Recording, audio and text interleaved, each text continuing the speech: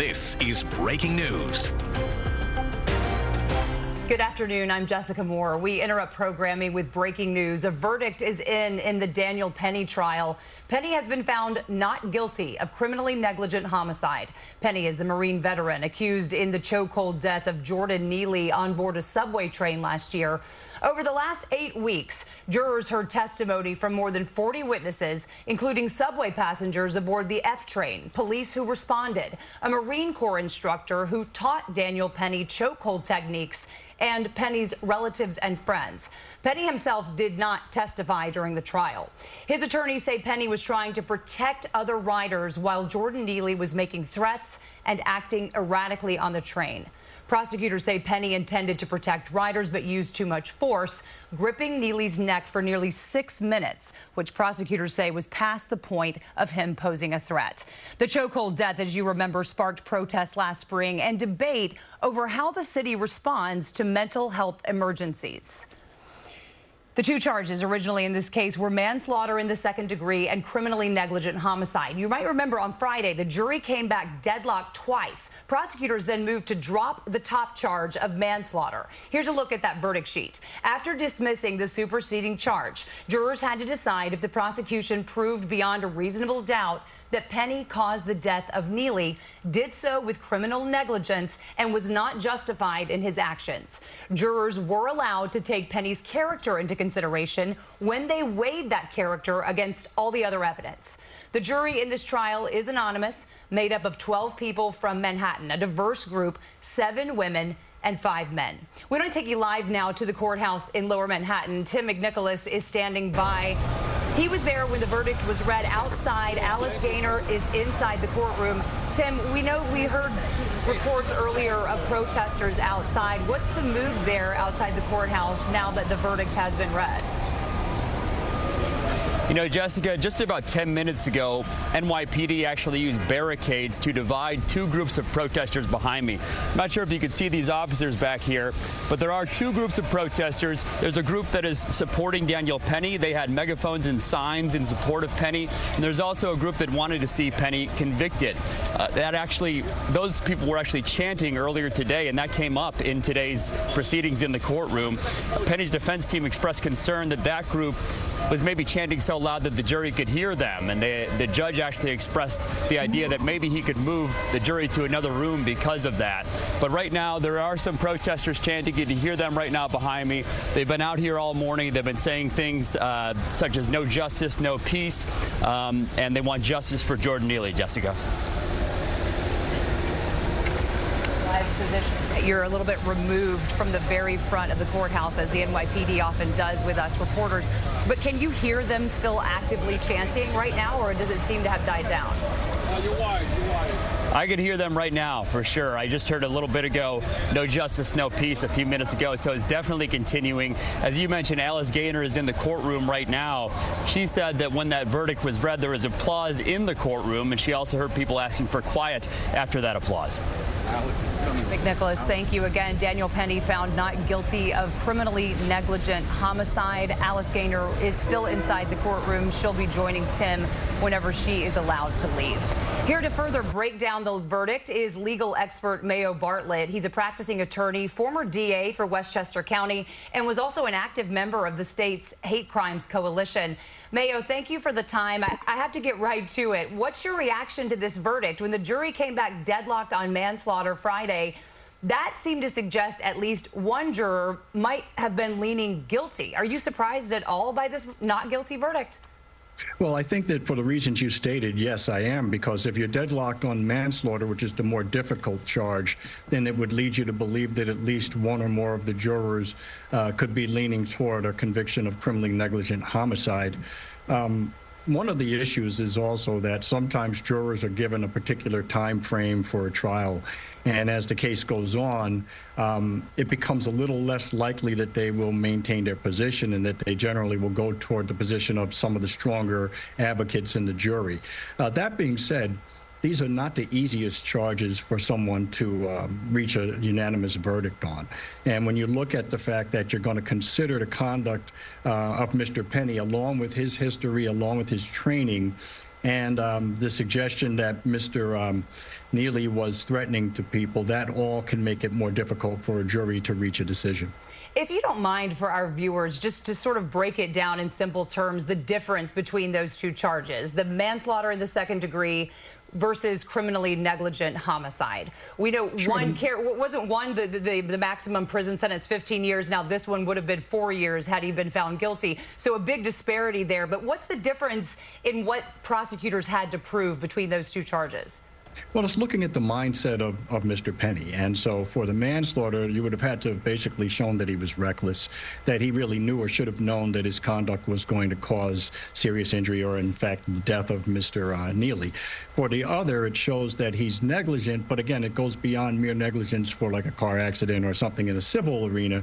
And you'd be looking at negligence that rose to such a level that a reasonable person would have known better than to engage in that conduct. So the question really now for a jury in particular is, did holding Mr. Neely in that chokehold for that length of time, which sounds like not a lot of time to us, 5 minutes, 6 minutes, we can debate that, even 2 or 3 minutes, but ultimately really is a long time if you actually stop your clock and listen and wait during a period of 3 or 4 minutes, whether that was unreasonable and whether that was likely to cause his death.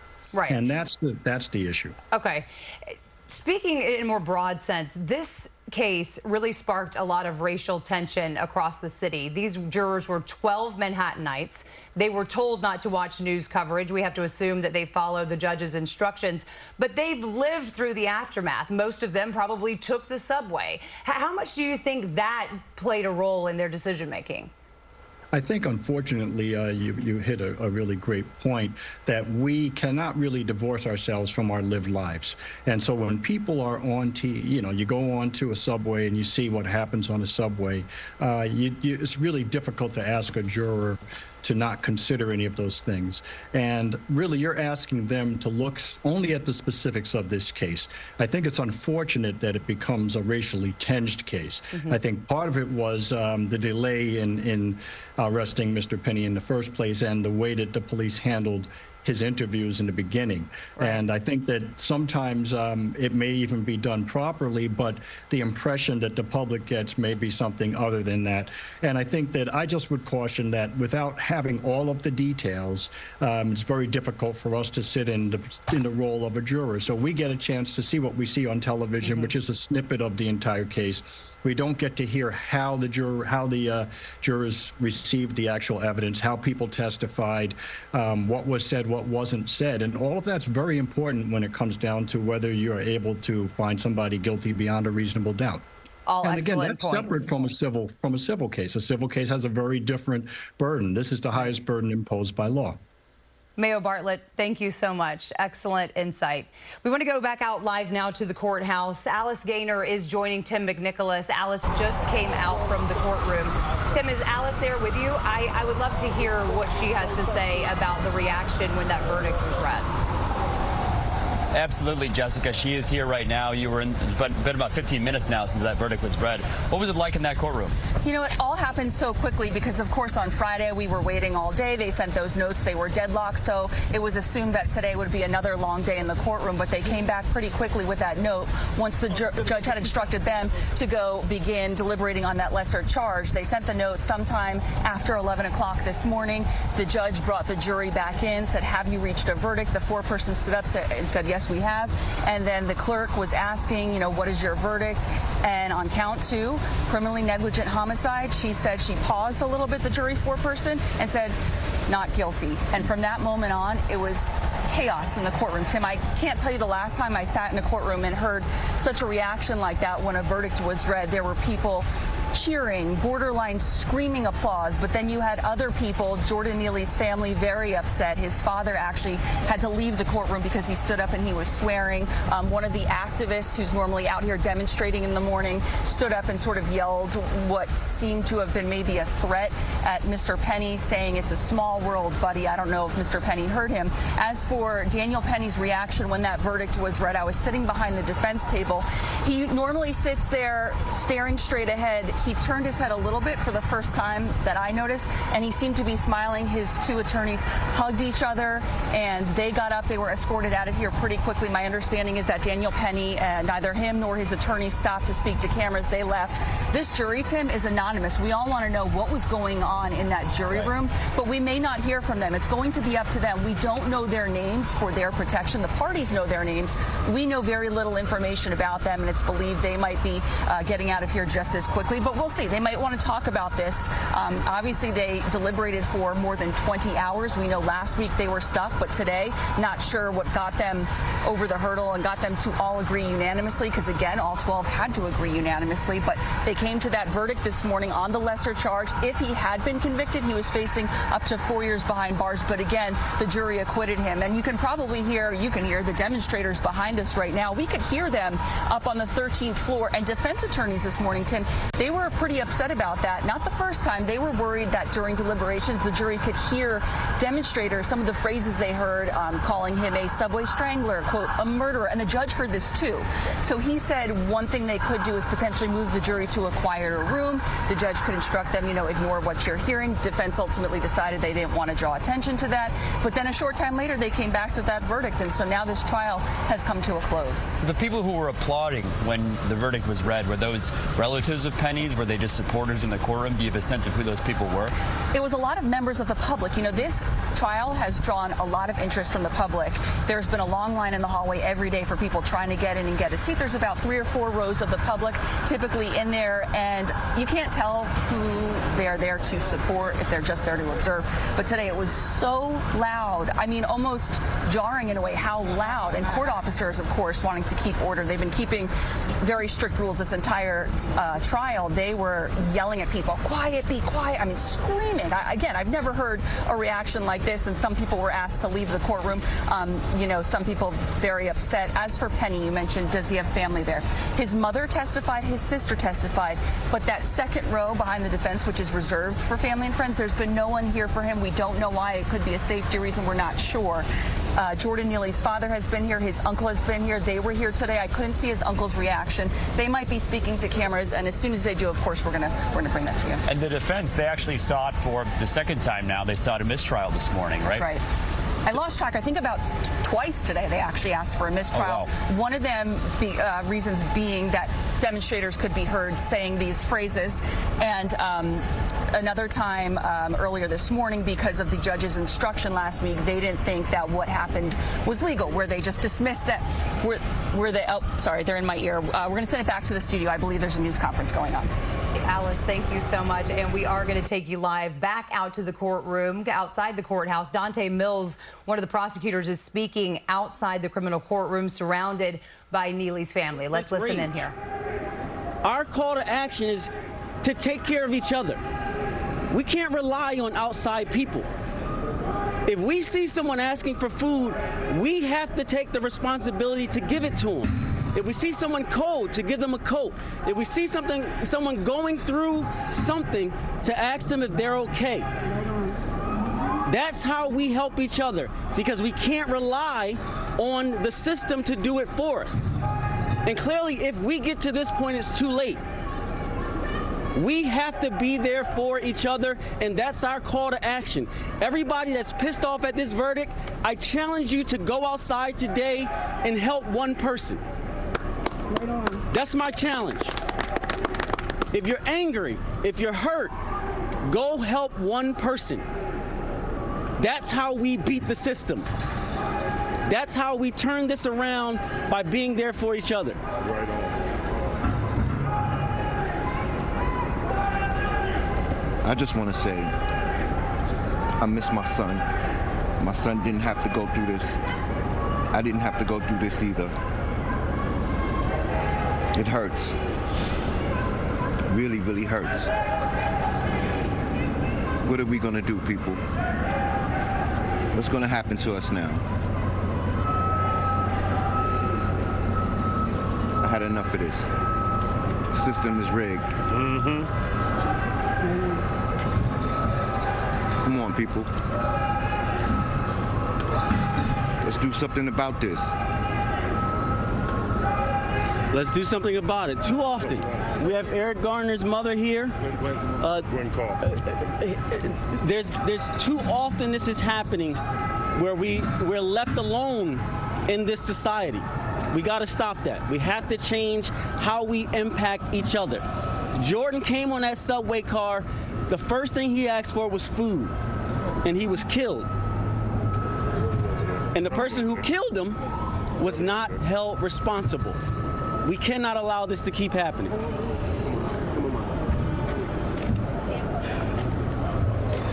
I got you. Oh. Looks like the police are attacking protesters. Are they? Good morning, everyone. Here we stand once again in front of this unjust system.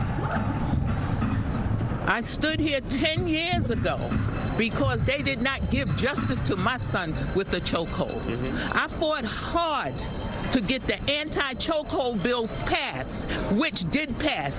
But it shouldn't only be for police officers, it should be for civilians also. No one deserves to be choked to death. No one. And you know, we're in that courtroom and people are cheering for the verdict.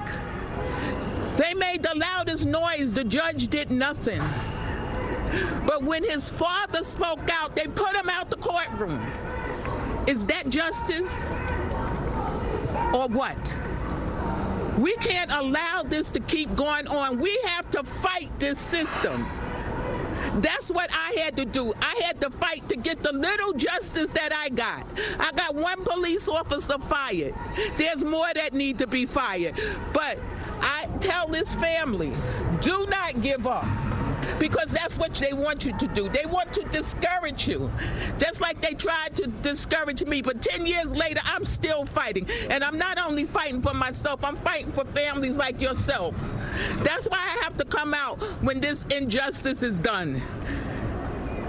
If this had been the other way, if your family had murdered this so-called innocent guy now, it would have been a different story. He would have been in jail or would have never came out. But they don't do the same to us. It's two justice systems. You know that. And we have to stop this. And the only way that we can stop it is to stand together. Those of us who are against what happened, we have to speak up. We can't treat this just like another news story, not another press conference. We have to speak out, speak up, and stand up. So I just say today, we did not get justice once again. And I am saddened. I am truly saddened by the situation because it keeps on happening and no one is standing accountable for their actions. So that means that any civilian could get on the train if they feel threatened and they could choke someone out and they're going to get found not guilty. Just like today, this sets a precedent. And we can't let this happen. If the police can't do it, the civilians can't do it either. And I just want you to stand with this family. This family needs you right now. Right on. Okay, can we jump on there? Thank you. I'm sorry to Dre. I'm sorry to Chris. I'm sorry that America has failed you. You've come here, you've shown discipline, you've shown strength, you've shown love, you've shown how to carry yourself with composure when you're facing this machine, this American judicial system that cannibalizes our people. But I'm gonna tell you this, and I'm gonna say it loud and clear. Let the marchers march and let the steppers step. Let the marchers march and let the steppers step. You wanna do something about this verdict? Then you go into your neighborhood and you promote black unity. Black people, we are all we have. This system protects every other group except for the very people that built this country. Say it. Every group that comes here gets privileges, gets benefits, except for the very people whose fingerprints are on the bricks that built this country. There is no love for black people. There is no love in the system. How can you make a moral appeal to a people that have no moral code? How can you preach love to racists? That got Dr. King killed. How can you promote love to a nation that is built on theft and genocide? That's right. What we preach is unity, black unity. Stop begging this system to justify our lives. Stop begging this system for justice. When things happen to you, you step up and defend your Hearing reaction here to the not guilty verdict for Daniel Penny in the subway chokehold death of Jordan Neely. This has been special breaking news coverage of the Daniel Penny verdict. Much more to come. I'm Jessica Moore. We'll continue our coverage, including what happens next right now on CBS News New York at noon.